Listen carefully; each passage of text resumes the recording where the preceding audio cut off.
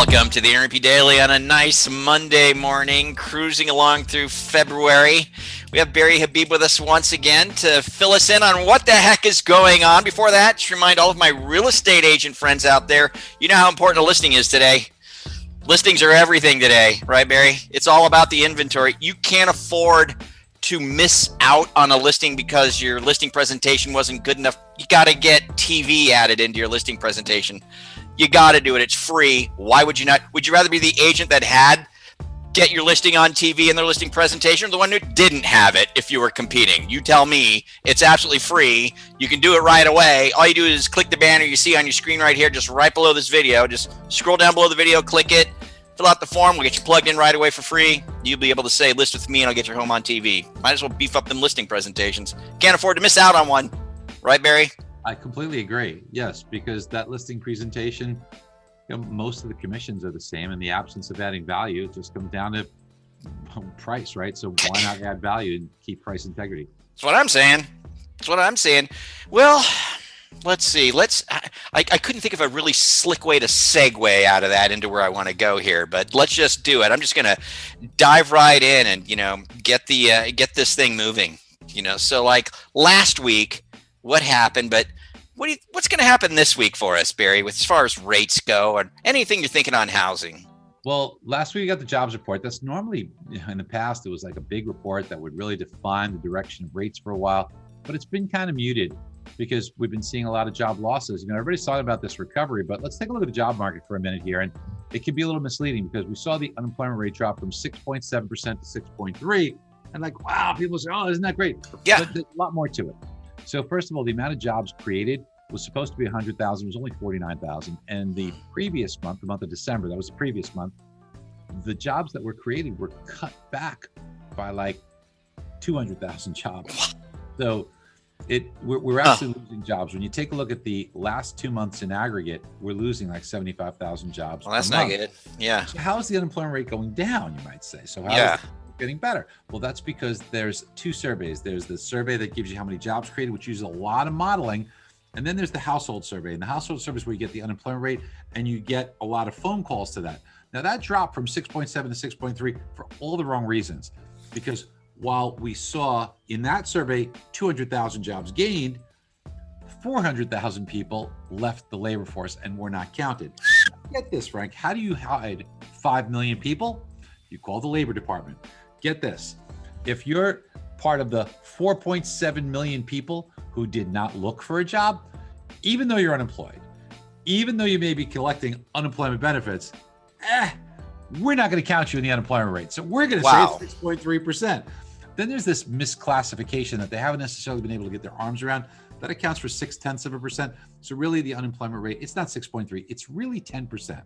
And that's a big difference. It certainly does not look as appealing as a 6.3% rate of unemployment is. Right. Now, based upon that, interest rates kind of improved a little bit from the fact that they were having a tough go at the end of last week because get this, kind of in a overnight session, the Senate, they passed a budget referendum, which basically says that they now have the ability to, with, of course, it passing this the House and the president's signature, to get this $1.9 trillion stimulus. It really green lights it.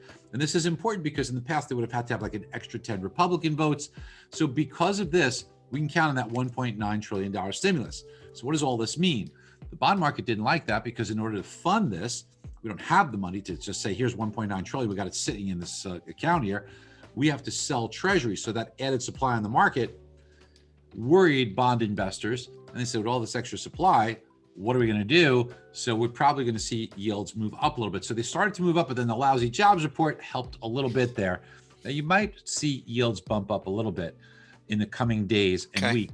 Especially the marker to look at here is 1.19 on the 10-year treasury. Okay. That's an important barrier. We've hit that. You know what? I'll show it to you real quick. Yeah, let's see it. Show you what happened. Show us the goods. We had these here's a 10-year treasury, made a big move up, hit exactly on 1.19, backed off of that. We saw a nice move lower in yield, and then we've been on this upward trajectory, similar to what we saw here. Yeah. Isn't it interesting? Where does it stop exactly at Same spot. kind of backed off. So it's at 1 point, let's call it 1.17 now.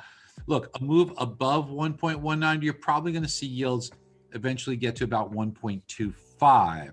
So that would spell a little bit of heartburn for us in the mortgage and real estate industry, but not terrible. But they are creeping up a bit. And what we want to explain to our customers who are saying, you know what, the Fed's at zero. How could rates be going up? Because the Fed funds rate and mortgage rates are two different things. And this added supply of treasuries is what's causing some fear, because like anything else, more supply, and if it's not met with demand, well, then the price of more supply and not met with demand means that prices go down. And when prices go down on bonds, yields go up. Now, there is something that we have to look forward to this week, and that is a 10-year Treasury note auction. Here's the thing. Part of when we saw yields come back down, it's because last month's auction was met with big appetite. People said, hey, yields are higher than they've been in a long time. Let's buy with both fists. And they did. Will that same appetite be there this week? It remains to be seen, but this will be pivotal, because if we don't see that demand, yields will probably get up towards that 1.25%. We'll see mortgage rates get a little bit worse. But if it's met with good demand, then we'll settle back down. So this is going to be an important auction for us in the mortgage and real estate space. Okay, so that's what we need to look out for going forward this week, guys. And of course, the best way to keep your finger on the pulse of exactly what the heck is going on there, for the sake of your customers, is definitely be a part of MBS Highway. If you're not, there's a logo right down below where you can click it. You can even try MBS Highway free for 2 weeks, but I know you'll keep it. And if you're not in there, you need to get in there, because Barry will keep you up to speed minute by minute, literally every day, on what the heck is going on. If you need to take action, you'll know right away. So good stuff, Barry. Appreciate it, man. It's a pivotal week. I know that rates are going up a little bit. We do have to be careful, because now about 55% of all mortgages are below 4%. So if you're in the mortgage game and you're doing a lot of refinances, and the last number showed that 71% of all mortgage applications are refinances, if interest rates do keep creeping up a little bit and they get above, let's say 3.125%, you could lose about half the business out there. So make sure you're staying on top of the purchase side and doing some debt consolidation. Really important to plan for the future before everybody else kind of sees it happening. So plan for the future before it becomes obvious. Makes total sense to me. I hope it makes sense to you guys as well. So do us a favor, guys. Leave us your comments down below. Again, there's stuff down there for you for a real estate agent, or if you're a mortgage lender and you want to get MBS Highway. So go ahead and engage there. Go Steam Team. And go Steam Team. And if you don't know what that means, you're just not in the know. But you could be, but you're just not. So it's all good. Forward, share, and subscribe. Thank you, Barry. Thank you. We'll catch you guys later here at the NRP Daily. Bye.